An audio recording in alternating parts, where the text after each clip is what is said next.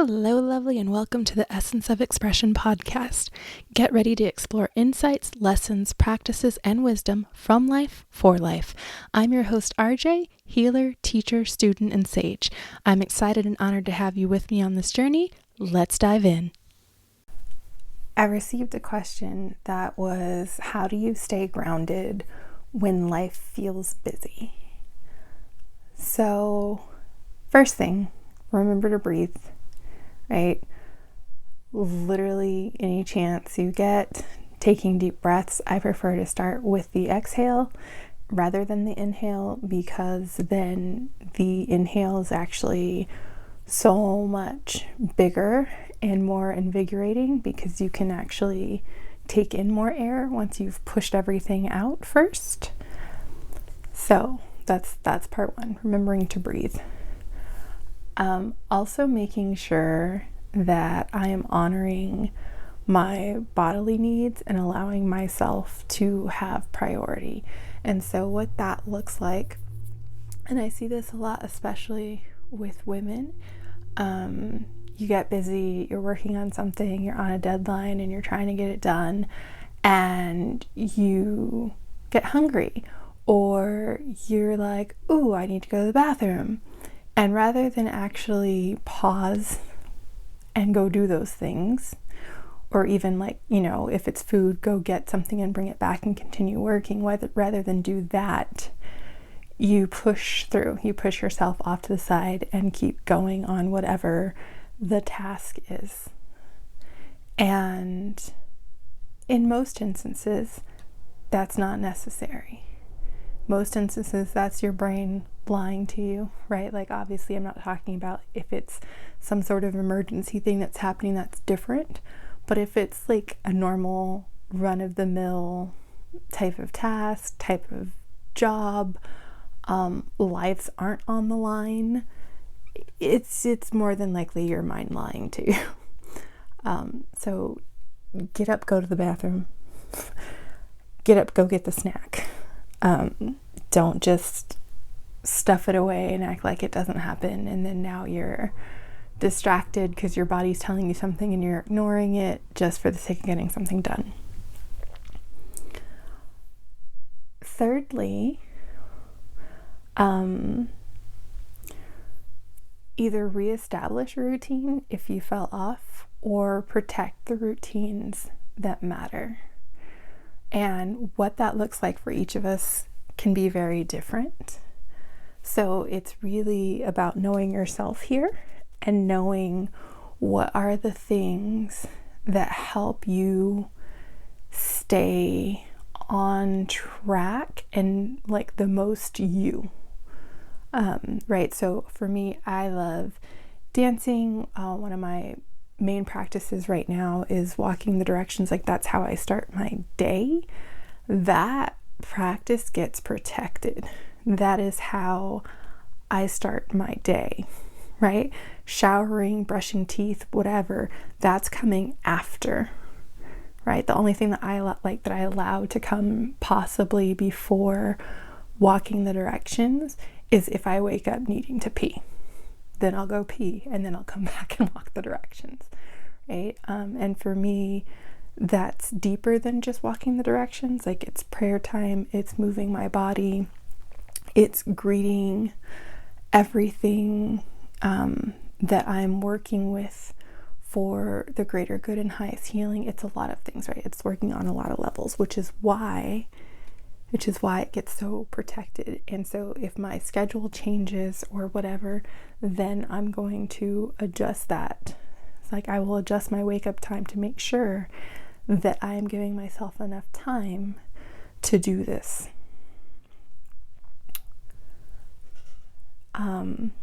If you don't have a routine and you don't have like a grounding practice that you're used to using yet, one of the simple ones and one of my favorite ones to use is roots meditation, which I actually found out has a name, and it's the ancients referred to it as connecting to the world tree. But it's basically, you sit down someplace, you focus on your breathing, You imagine roots coming out of your feet, coming out of your tailbone. This is also, it's really, really good if you can do it like sitting on the ground. You don't have to, but it is easier for people to connect and find that support when they're directly on the ground rather than in a chair oftentimes, unless they have been doing it for a while and have this in their practice.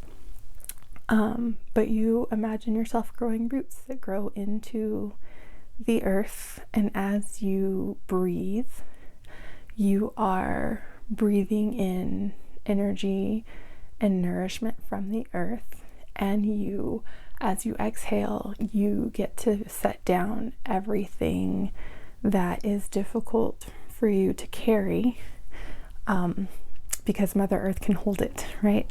So that's one of the meditations. Like, you can just look up roots meditation or like growing roots meditation and find a version of this. I don't think I've created a version of this before.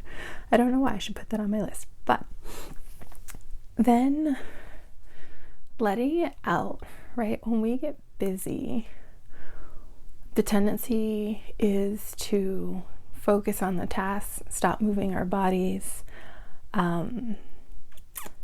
Maybe there are things we want to express, but we don't express them. We start to keep them in. And really letting it out, there's a lot of energy and tension that compound the problem, right? That it's stimulating our nervous system in a way that is not beneficial anymore, because we're just remaining in that like activated state when there isn't actual danger. And so moving your body, right? Shaking, screaming, dancing, humming. There are basically any of the practices that are going to help activate the vagus nerve is going to be helpful, right? It puts you back into that like rest, digest mode and not the fight or flight mode.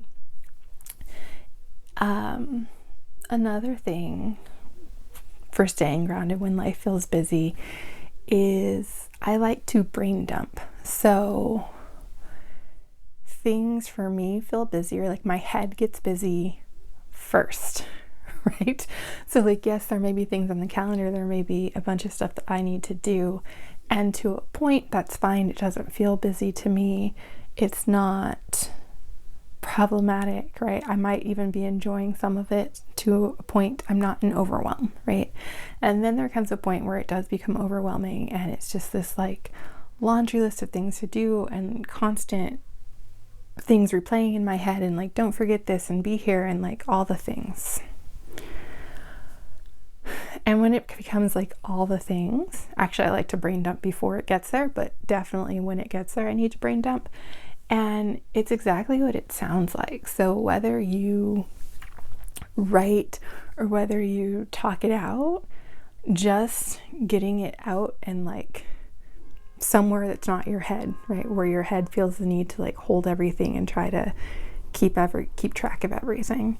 And so for me, brain dumping usually looks like I will, grab my phone, turn on, open the Arejay app, which is a transcription app, and I'll just talk. And it doesn't need to make sense. It doesn't have to be logical, like just stream of thought, stream of consciousness, just letting it come out. And then once it's out, like it calms down anyway, because my brain isn't trying to keep track of all the things. Like there's a place, it's a physical place now where this is held and we can reference back. And also it allows you to organize as well. Like if it's stuff that you actually do need to complete, you can kind of develop a strategy with it without all the things screaming at you to be remembered.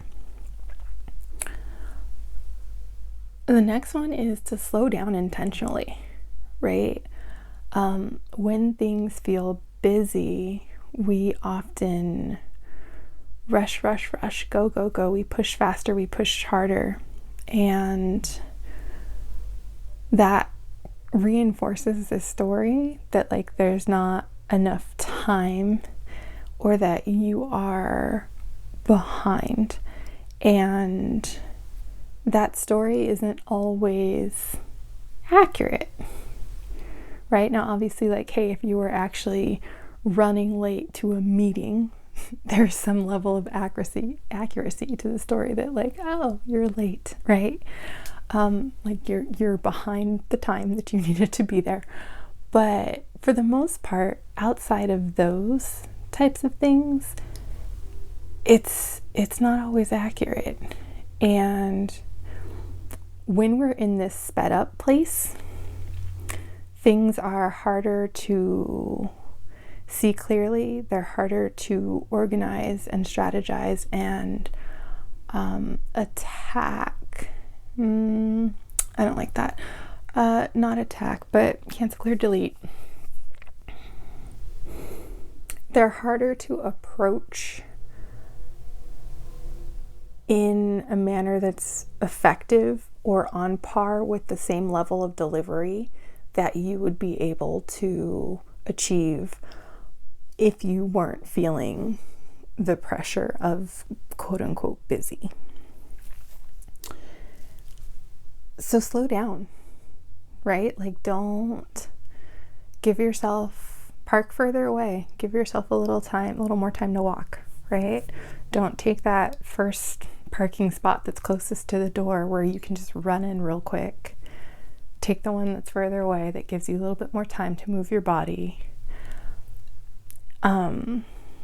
Also really just taking a minute and stepping away from stuff, right? And that can be in the moment, right? Bathrooms are a great place, cars are a great place, wherever you need to be to like just kind of pause for a minute or two. And during that moment or two, you can breathe. If you work with mudras, you can work with those, which are different hand positionings that you use in coordination with breath to help. How do I want to explain this in case you're not familiar? Best way to put it, it's helping change the direction of like the energetic flow, right? You're kind of rearranging a little bit of circuitry to get the energy to flow a certain way, and that energy flow creates the desired effect. So take the time and slow down. Also, and this one is probably going to be the one that y'all hate the most, like the least, resist a lot, is looking at how you've contributed to the busy and what you can do to ease it, right? Because busy doesn't just happen in our lives usually. And especially, so like if it's a brief time, it may be the case that like, okay, busy happened, right? And what I mean by that is like maybe there was a sudden change in your life, like a sudden drastic change in your life, and now you're kind of having to adapt, pick up the pieces, shift things around, figure it out. And that's one thing. But if busy is just kind of the constant long-term state, you've definitely really contributed to that.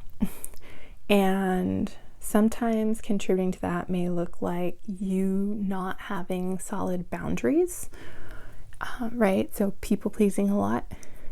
Anyone asks something of you and you say yes because you want to be liked or you don't want to disappoint them, or maybe no is just a bad word for you. Right? All of that contributes to being busy. So now you're doing stuff or have stuff on your plate that you really don't have space for to begin with. You may actually have some sort of negative feeling toward it because you don't really want to do it. And that's compounding the problem, right? So it may be a lack of boundaries. Also, like, are you not setting realistic expectations with people? So like, are you promising things sooner than you can get them? Or are you, and not even sooner than you can get them, because sometimes it's just like, oh, like you're trying to be so immediate and so now for things that don't necessarily have that required timeline, but you're making it a requirement in your head. And because you're making a requirement in your head, that's what you're like, those are the deadlines you're giving to other people and letting them know and agreeing to. So take the time, like if it's actually a task or something that's being like assigned out to you, right? Finding out when it's actually needed by, as opposed to just kind of taking it and being like, ooh, as soon as possible, I need to get this back to this person, when maybe they don't need it for like a week. So why are you up all hours of the night trying to complete this thing in like 24 hours when they don't need it for another 6 more days? Right? So looking at things like that and understanding how you're contributing and starting to remove some of the stuff out on your plate, right? And if you were raised to like be a caretaker, and if you were raised in an environment where you believe you're responsible for keeping everything running and like things will fall apart without you, or that you're responsible for like keeping everyone else happy and healthy and things all the time, this is probably going to be a little bit harder for you, because your story, the way you're operating, what your beliefs and your thoughts are going to tell you is that like if you don't do it, the world breaks. It doesn't. It doesn't, I promise. And a lot of the things are going to be like, oh, but you have to be the one to do it. And I want to challenge you on that. Like, do you really have to do that? You really don't. So for instance, like laundry, right? Let's take laundry. And that's one thing that like people are like, oh my gosh, like I have to do laundry. Do you have clothes for tomorrow? Cool. Then you don't have to do laundry today. You may want to, it may feel better to you.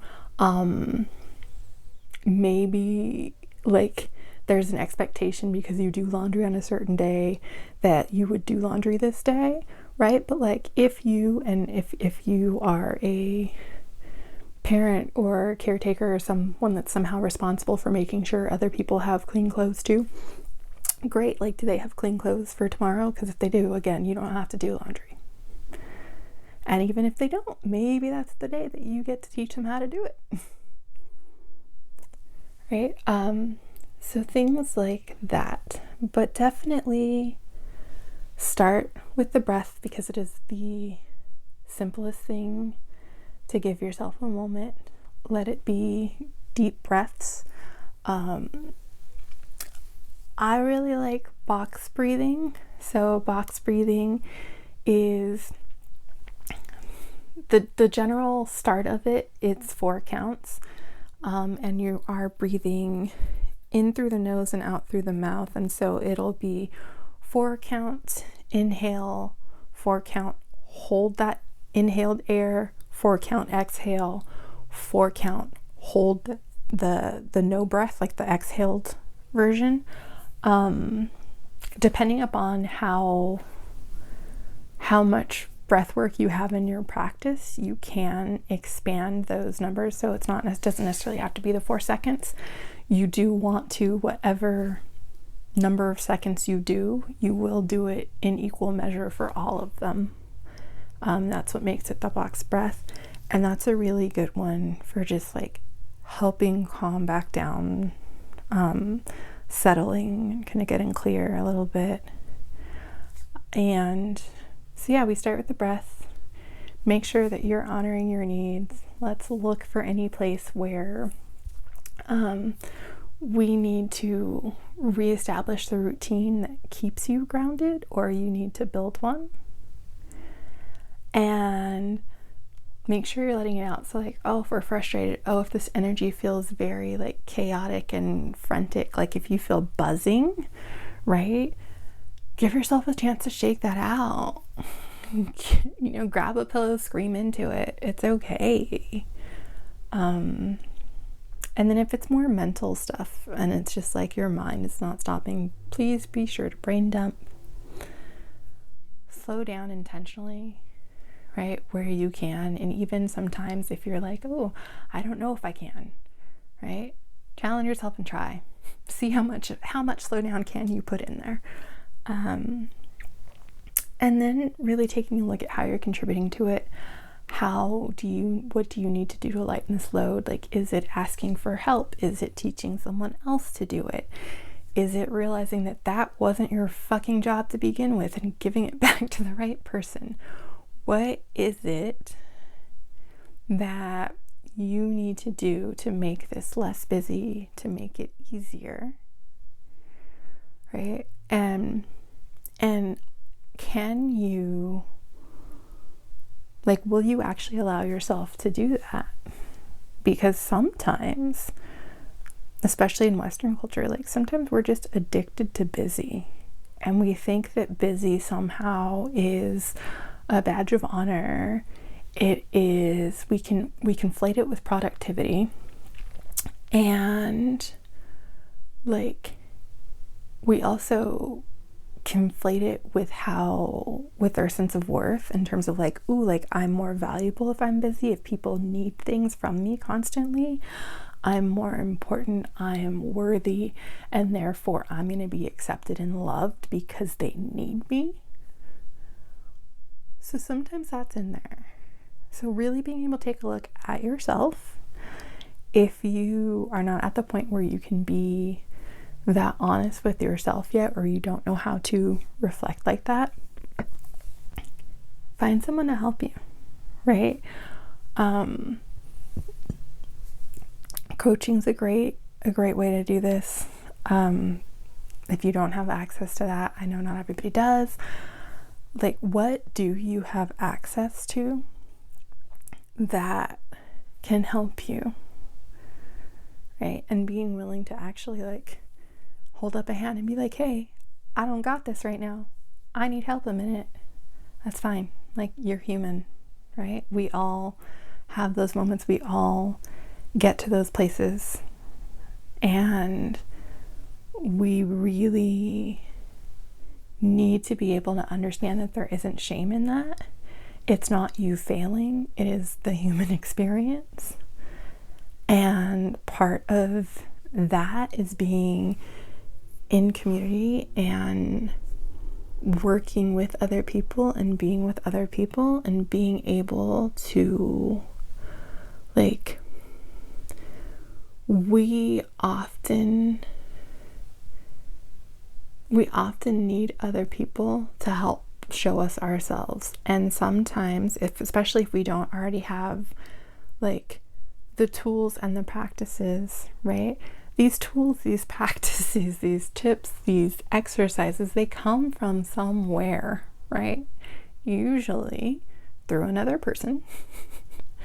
So it's fine that we need people. We're meant to like give and take. We're meant to receive. We're meant to support. And we're not meant to do all of only one, right? We're meant to do both these. We're meant to play on both sides of this. So yeah, that's what I have to say about how do you stay grounded when life feels busy. And I would also add as a final thought, like, sometimes I don't stay grounded when life feels busy and I need like a friend to calm me down, or I need another practitioner to fucking remind me to breathe, or to take a moment to sit in prayer, or whatever, right? So the majority of the time, yeah, cool. We can stay grounded. We can come back by ourselves.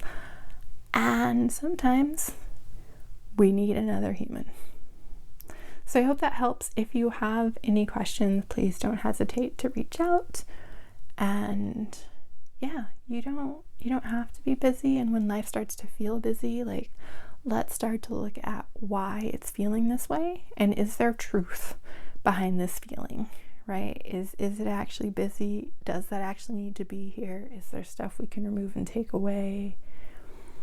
Am I maybe approaching this in a way that's just not the best for my system and it's overwhelming my system, and there's another way I can do this that will make it feel lighter, that'll make it go faster, etc. Thank you for your time and attention. If you enjoyed this episode, follow the show. If someone came to mind while you were listening to this episode, please take a moment to share it with them.